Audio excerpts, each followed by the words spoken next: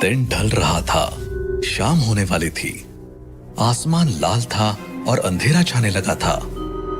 इसी दौरान तेज रफ्तार कार में चार दोस्त जिभी की तरफ चलते चले जा रहे थे। राहुल कार चला रहा था, परम उसके पास वाली सीट पर बैठा था। यश और आनंदी पीछे बैठे थे। भाई कोई मस्त सा गाना लगा ना। तेरी भजन सुनने की उम्र है, गाना सुनकर क्या करेगा? तू ही सुन भजन। तू होगी बुजुर्ग, मैं तो अभी जवान हूँ। अरे छोड़ो ये सब, चलो कोई गेम खेलते हैं, जैसे कि कौन सबसे ज्यादा डरावनी कहानी सुना सकता है। तू तो खुद ही डर के मारे गाड़ी से कूद जाएगा। भाई जब तूने पिछली बार हॉरर मूवी देखी थी तब तो तेरा बाथरूम जाना भी दूभर हो गया था, और तू मुझे डरपोक बोल रहा है। अरे चलो मैं शुरू करती हूँ। एक बार की बात है, चार दोस्त एक सुनसान जंगल में जा रहे थे, तभी अरे रुको, पहले ये बताओ हम सही रास्ते पर है ना? हाँ सही रास्ते पर है। अब मेरी कहानी सुनो। आनंदी अपनी कहानी आगे बढ़ा पाती उससे पहले ही अचानक राहुल ने कार रोक दी और टेंशन के साथ बोला, यार लगता है गाड़ी में कुछ गड़बड़ हो गई है। अरे शिट, ये क्या हुआ? रुको मैं उतर कर चेक करता हूँ। राहुल कार से उतरा और बोनेट खोलकर चेक करने लगा। 1 मिनट तक चारों तरफ घनघोर सन्नाटा था और फिर अचानक राहुल की जोरदार चीख ने उस सन्नाटे को चीर दिया। ओ बचाओ बचाओ, छोड़ दो मुझे। ओ शिट, सब दोस्त घबरा कर बाहर निकल आए। क्या हुआ राहुल, कहाँ हो? राहुल कहीं नजर नहीं आ रहा था, न उसका कोई जवाब आया। सब इधर उधर देखने लगे। भाई कहीं राहुल को कुछ हो तो नहीं गया? राहुल, मेरे भाई कहाँ हो तुम? कहीं उसे कोई चुड़ैल तो नहीं ले गई? मैंने सुना है कि पहाड़ों में चुड़ैल होती है। तभी कार के पीछे से राहुल जोर जोर से हंसता हुआ निकला। वो कार के नीचे से घुसकर पीछे की तरफ चला गया था। क्या हुआ बच्चों, डर गए क्या? अबे साले, तुझे ऐसी जगह पर मजाक सूझ रहा है? तूने तो हमें डरा ही दिया था। अब हम तुझे नहीं छोड़ेंगे। रुक। मारो इस कमीने को, बड़ा शौक है इसे बचाओ बचाओ चिल्लाने का। अब चिल्लाएगा ये। वो तीनों मिलकर राहुल को मजाक में मारने लगते हैं, पर तभी कहीं दूर से एक चीख की आवाज आती है। इस बार वो चारों डर जाते हैं और कार में बैठ जाते हैं। यार अब कोई और मजाक नहीं, सीधा चलते हैं। मुझे तो सच में डर लग रहा है। हाँ यार, अब कोई मजाक नहीं, सीधे जीबी चलो, बीच में कहीं नहीं रुकना। वैसे भी अब जरा सा ही दूर बचा है। हाँ चलो ना राहुल, अब ड्राइव करो। मुझे कुछ सही नहीं लग रहा है। हाँ चलाता हूँ। बड़े डरपोक हो यार तुम तीनों। कार फिर से जिभी की तरफ बढ़ने लगती है। चारों तरफ पहाड़ नजर आ रहे थे और अब पूरी तरह अंधेरा हो चुका था। अच्छा अब आनंदी, तू अपनी कहानी सुना। हाँ तो मैं कह रही थी कि चार दोस्त एक सुनसान जंगल में जा रहे थे, तभी अचानक उसमें से एक को कुछ अजीब सा महसूस हुआ। आनंदी अपनी कहानी सुनाने लगी, पर तभी राहुल को कुछ अजीब सा महसूस हुआ। उसे लगा कि जैसे कोई चीज कार के सामने से गुजरी हो, पर उसने ये अपने दोस्तों को नहीं बताया। वो सोच रहा था कि शायद ये उसकी आंखों का धोखा हो। अभी 1 मिनट भी नहीं हुआ था कि उसे रास्ते में एक औरत खड़ी दिखी जो उसे देखकर मुस्कुरा रही थी और नाम में सिर हिला रही थी। तभी अचानक एक तेज रोशनी आई जिसने राहुल को अंधा कर दिया। क्या है ये? मुझे कुछ दिखाई क्यों नहीं दे रहा? अरे राहुल क्या हुआ, क्यों चिल्ला रहे हो? कुछ समझ में नहीं आ रहा, मुझे कुछ दिख नहीं रहा है, मैं क्या करूं? ये इतनी तेज रोशनी कहाँ से आ रही है? राहुल ने अचानक ब्रेक लगा दी। कार एक झटके के साथ रुकी और उसी झटके के साथ राहुल की आंखें खुल गई। उसने देखा कि वो एक रेस्टोरेंट की कुर्सी पर सो रहा है। Oh my God, oh my God. क्या हुआ? हम लोग कहाँ हैं? मैंने तुझे मना किया था ना कि मत सो, सोने से तेरा दिमाग खराब हो जाता है। हम लोग जीबी जा रहे हैं और अभी रास्ते में एक रेस्टोरेंट में रुके हैं। मतलब अभी जीबी दूर है? हाँ रात होने वाली है, चलो चलते हैं। वो लोग वहाँ से चल दिए। राहुल कार चलाने लगा और सब फिर से हंसी मजाक करने लगे।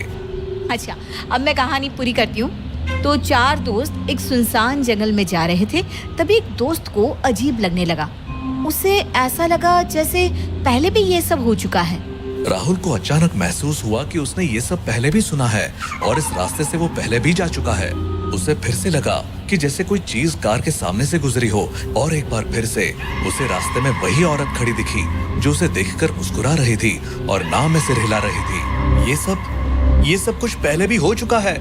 मुझे वही औरत फिर से दिखी। लगता है हम लोग यहाँ पहले भी आ चुके हैं। अरे यार, तुझे जरूर कोई नींद में सपना आया होगा। फालतू बातें करके हमें डराने की कोशिश मत कर। हाँ, ये तेरा दिमागी फितूर है। गाड़ी चला चुपचाप और गाने सुन। राहुल ने छोटी हंसी हंस दी, लेकिन उसके मन में एक अजीब सी बेचैनी थी। उसे लगा कि जैसे कुछ बुरा होने वाला है। तभी अचानक एक तेज रोशनी आई।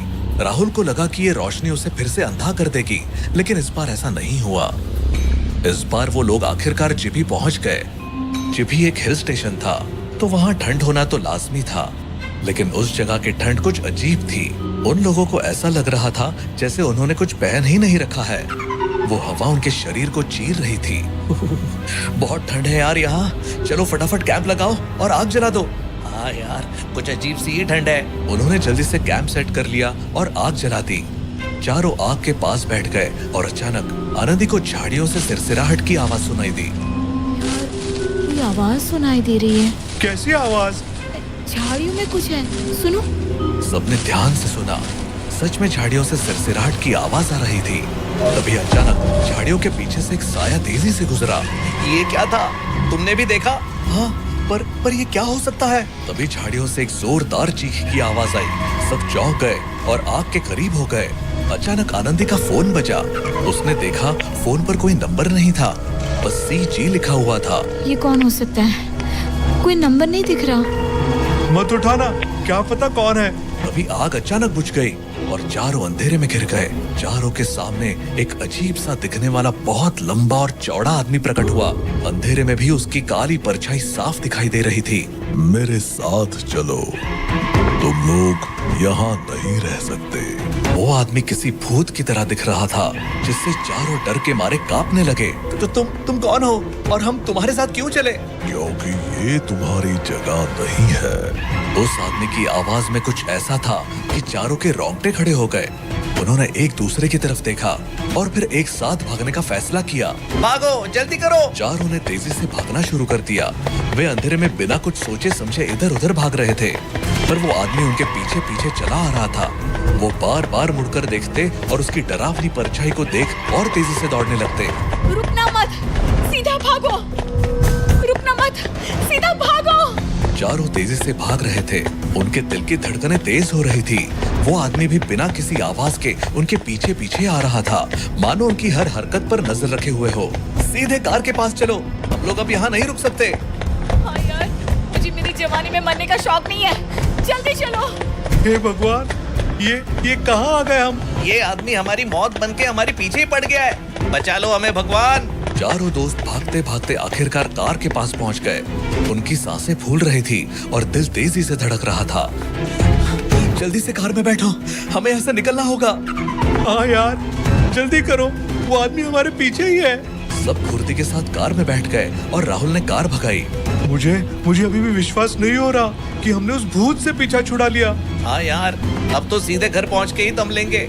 आधा रास्ता जाने के बाद राहुल ने अचानक से तेज ब्रेक मारा। सामने एक कार का एक्सीडेंट हो रखा था। चारों हैरान होकर बाहर निकले और कार की तरफ जाने लगे। जैसे ही वो लोग उस कार के पास पहुंचे, उन्होंने देखा कि उसमें 4 लाशें पड़ी थी और उन लाशों को देखकर चारों के रोंगटे खड़े हो गए। ये तो हम ही है। लेकिन ये कैसे हो सकता है? हम तो यहाँ हैं। तभी पीछे से वही लंबा चौड़ा आदमी आया और बोला, तुम लोग यहाँ आते समय ही मर चुके हो। तुम्हारी आत्माएं ये मान नहीं पाई और जिभी पहुंच गई। तुम कौन हो? मैं यमराज हूँ, तुम्हें लेने आया हूँ। चारों दोस्तों के चेहरे पर डर और हैरानी थी। उनकी आत्माएं इस हादसे की सच्चाई को स्वीकार नहीं कर पा रही थी।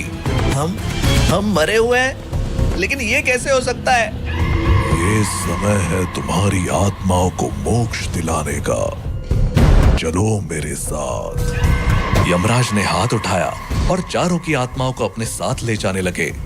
धीरे धीरे चारों दोस्त यमराज के साथ चल दिए, ये समझते हुए कि उनकी जिंदगी अब समाप्त हो चुकी थी और उन्हें इस सच को स्वीकार करना ही होगा। लेकिन तभी यश ने यमराज का हाथ छोड़ दिया, क्योंकि वो अभी भी जिंदा था। वो मौत और जिंदगी के बीच झूल रहा था।